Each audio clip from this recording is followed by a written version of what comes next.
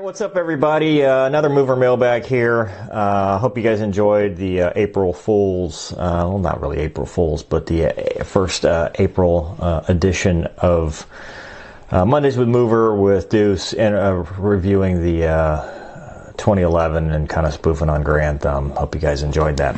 All right to the questions. Today's episode, it's kind of a theme. There are two questions I want to get to.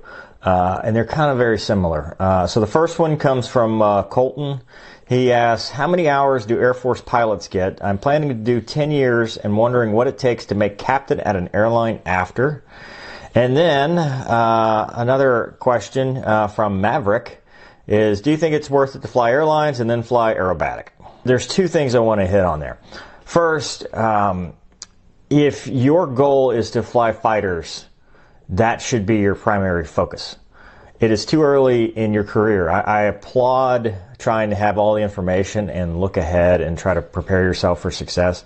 But with a long career in fighters, because it's a 10-year commitment in the Air Force, it's way too early to start thinking about airlines. You shouldn't use military flying as a stepping stone to the airlines, because military flying itself is more mission focused. It's not specific to it's not a stepping stone. There's so much you're going to have to go through with pilot training, with stand up, the 54 weeks of UPT, which is undergraduate pilot training.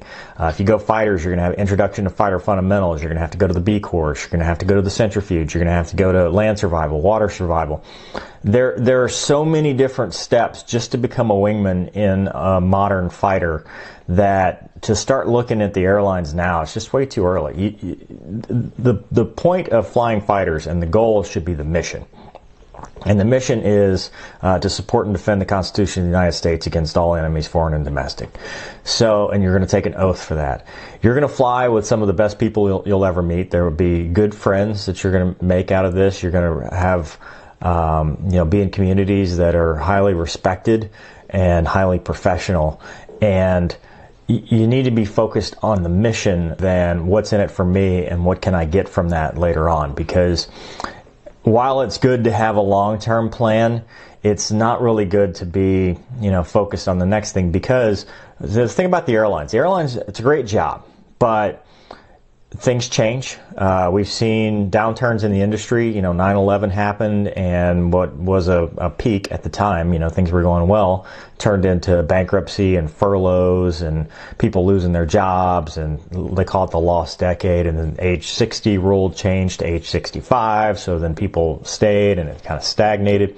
So the airlines aren't exactly the most reliable of industries, and you're doing yourself a disservice early in your career to be focused on the next step, when your primary focus, especially not even having a pilot slot, should be doing as well as you can in school to be the best applicant you can be, getting your flight hours if you can. I mean, it's not required, but it helps. And then once you get to pilot training, doing as well as you can in UPT. Now, the second one about, well, which is better? Is it better to be an Air Force pilot or to go be an airline guy and have an aerobatic airplane? You're comparing aerobatic airplanes to fighters, and there's no comparison whatsoever. A fighter has a mission. You're flying with, like I said, highly motivated people.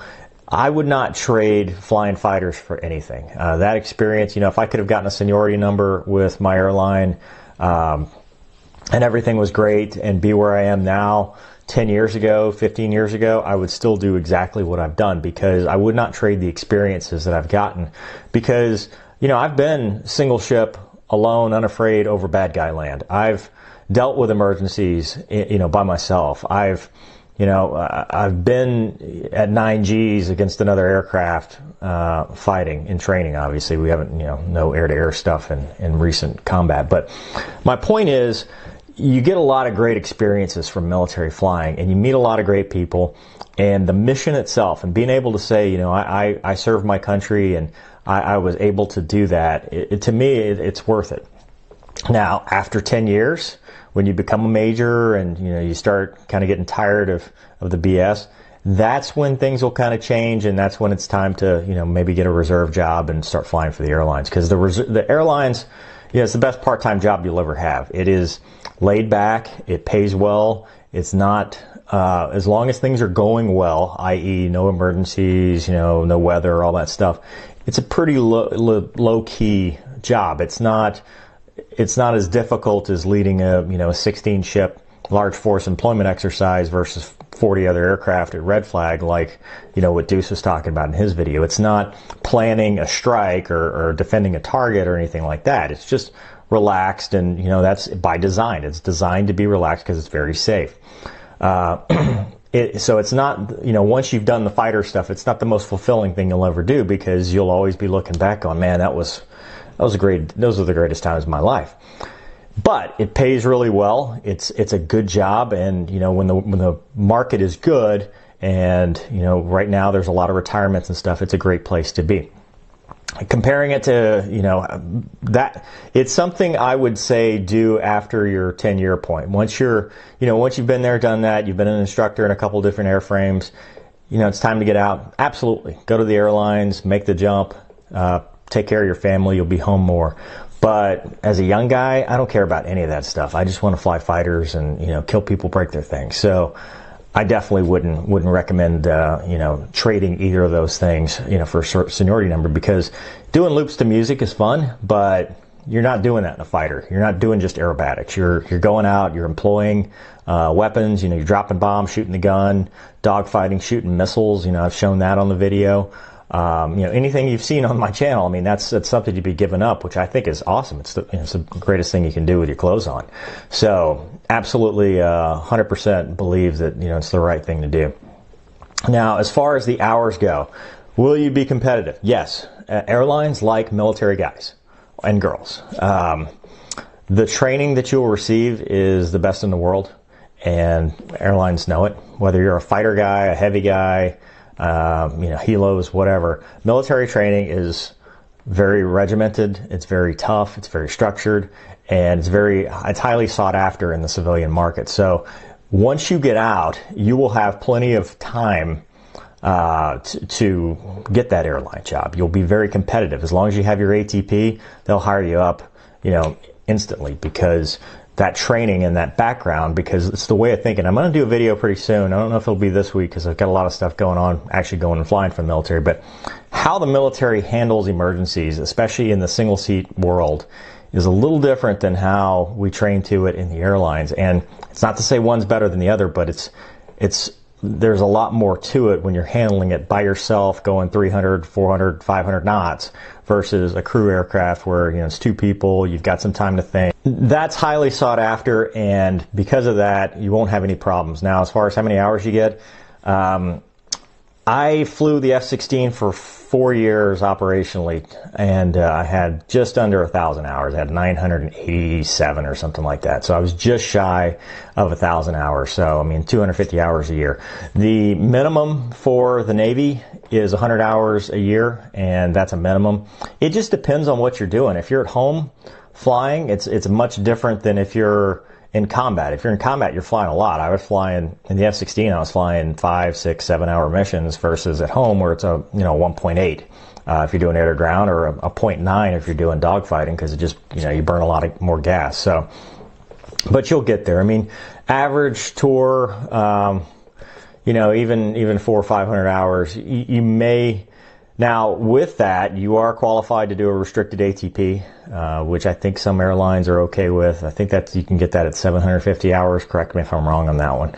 But you definitely, have that opportunity. As far as making captain goes, fighter guys have a little bit more of a struggle, I guess, because the way the rule is written is you have to have 1,000 hours of airline time, 121 time, in order to become a captain. If you've been in a crew aircraft like a C-17, C-130, all that stuff, it's only 500 hours. So currently I would be qualified at 500 hours of 121 time to go do it. But because I'm a fighter guy, I need the full 1,000 hours like anybody else, and well, I just don't have that yet. So, but Does that mean anything? I can't hold captain on anything that pays well right now anyway, so it's kind of, it doesn't matter. But so that's what I wanted to talk about today. Just focus on what's in front of you. Near rocks, far rocks, check lead, check six. It's what we talk about when we're doing low level stuff. So near rocks right now is getting that pilot slot, and then far rocks is doing well in pilot training. It's really far rocks to be thinking about your next career before your first career is even done. So I wouldn't even worry about it now. And then, you know, make sure that you're, when you do finally get that pilot slot, you give it 100%, make them tell you no, and keep pushing. Have as many quals as you can, because that'll look good when you do move on to the airlines. The fact that you were a safety officer, the fact that you were director of operations, all those qualifications you can get will help you in your airline career later on. So if you have anything for the Mover Mailbag, you can either email me, cwlemoine, cwlemoine.com, or Facebook, CW Lemoine, Instagram, CW Lemoine, or mail, P.O. Box 8594, address is on the screen. And I'll be happy to answer your questions, and we'll probably do a couple more of these, as time goes on. Thanks for watching. Hope you enjoyed. I'll see you next time.